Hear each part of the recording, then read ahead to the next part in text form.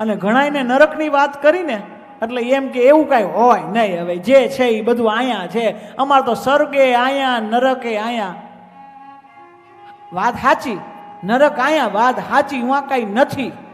તમે કયો છો તો ઉપર કાંઈ નથી, પણ મારે તમને એટલું જ કહેવું છે કે ઉપર નથી, વાત તમારી સાચી, પણ કદાચ હશે તો થશે શું?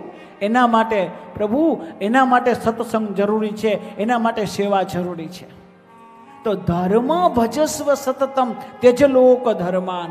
સતત ભગવાનનું ભજન ધર્મ કરો, તેજલોક ધર્માન.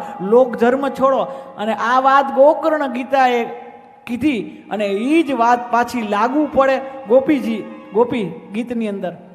ગોપીઓ પણ બધું છોડીને આવી છે, ઘરની સેવા છોડીને આવી, કારણ કે તેજલોક ધર્મ અને ધર્મ ભજસ્વ સતતમ. ભગવાનના શરણ ગ્રહણ કરવું,